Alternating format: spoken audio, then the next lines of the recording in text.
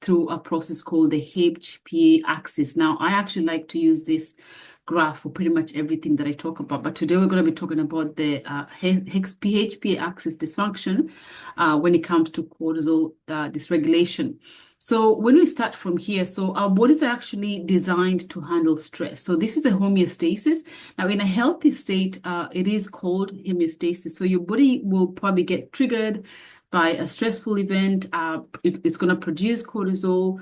It then deals with the stress and then resets back into a cortisol, into a homeostasis. So it goes back into baseline. Now you might get rattled, or maybe you get stressed out. You have to have a deadline to get through, but then you're able to handle that stress and then get back into a homeostasis state. So this is when your nervous system and stress hormones actually are working in balance. So this is actually how your body should be working. But in the world that we're living today, the stress that we're experiencing doesn't actually tend to stop. So we have work deadlines, we have family demands, financial pressure, relationship stress, traffic, health issues, like it all sort of piles up. And when we go through this and we never really reset, we then find ourselves into a stage, or at least a phase, that we call the acute stage. Now, this is where most of the high achieving women that I actually work with are on this state for a long time. So at this state, your body sort of keeps pumping cortisol to keep you going. Now, cortisol is a stress hormone, as you might be aware about that. The thing that a lot of people probably don't realize is that cortisol is an it's a natural anti-inflammatory, and it's also a painkiller.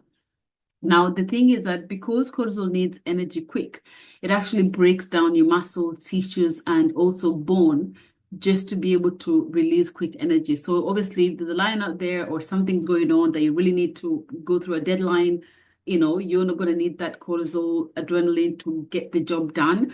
But for you to have that energy that you're having at that particular moment, it's coming at a cost, because the cortisol that is produced, it does numb the inflammation. So you might not really notice the damage that it's doing to your body until after after a while. So the constant staying in constant stress does come at a price, and that's why I am obviously trying to educate everyone to try and understand what cortisol is doing, or at least what staying in a stressed out state is doing to your body. Now, the symptoms that you might be experiencing here would be, for example, you're feeling wired but tired. You're having trouble falling asleep. You have a racing mind, maybe increased belly fat. No matter how many diets you try to do, there's high blood pressure. You have a lot of food cravings, especially sugar and salty cracks. Then you have joint pains. There's muscle aches. Migraines, hair thinning. So there's all these symptoms that you are getting, and because you're constantly on the go, you don't actually slow down long enough for your body to recover. So you want to get to a point whereby, yes, you're going through the stress and dealing, but you want to get back to a state whereby your body's getting back into homeostasis. That's not what a lot of people are actually going through right now. Now, what actually that happened then is that eventually your body will start protecting itself. I mean, it realizes that all this high cortisol output is actually causing a lot of havoc. So what it does do here is that obviously if it's been staying here for too long, it then starts to it does release this high cortisol, obviously, and it realizes that this is actually causing havoc. So it actually starts to blunt the cortisol response. So the cortisol here is still high, but it no longer gives you the same energy, drive, or resilience that you once did. So a lot of the patients or clients that I work with, they'll come to me and they're like, look, I just don't feel as strong or as energetic as I used to be before, maybe 2, 3, 4, 5 years ago. What they don't realize is that, yes, this is where you probably felt at your best, that's quote unquote, but you really don't want to be at this stage. You want to be to a stage whereby, yes, you'll deal with the stress, but then you want to get your body back into homeostasis. You want to really be on this kind of, curve, and not sort of stay here. But like I said, this is where most people sort of stay. Now, at this stage, The cortisol is still high, but like I said, it does no longer gives you the same energy. At this stage now, the joint pain starts showing, the gut issues, you have PMS, maybe you have low libido, you have constant fatigue, there's brain fog.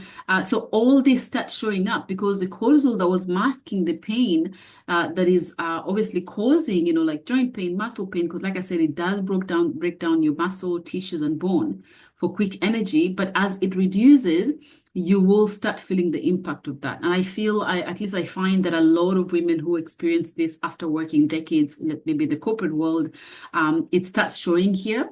And this is actually where I actually get them. So you might find that you're relying more on coffee, to get going, wine to wind down, maybe you're taking some sleeping tablets to really be able to sleep. So anything really to regulate yourself artificially.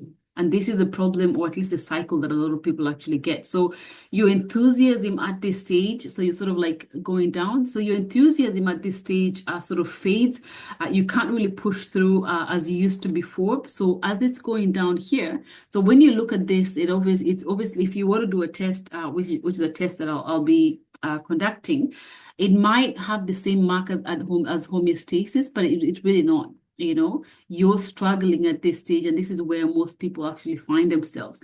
Now, when this goes on for too long, when you're staying on this stage for too long, you then go to a stage which I call the exhaustive phase. So this is at a point where systems really start breaking down here. So at this point, your body's breaking down. You're probably having gut issues, thyroid, adrenals, immune system. Your hormones are completely out of whack, your system, maybe creepy skin, your sleep cycles are disrupted, your digestion, detoxification. So all this actually start to malfunction. And this is actually where a lot of people get the diagnosis from the doctor. It could be a very chronic illness, cancers, or, whatever name that you might be dealing with right now, fibromyalgia, or just any diagnosis that you've come from your doctor would just mean that the body has been in a certain stage for too long.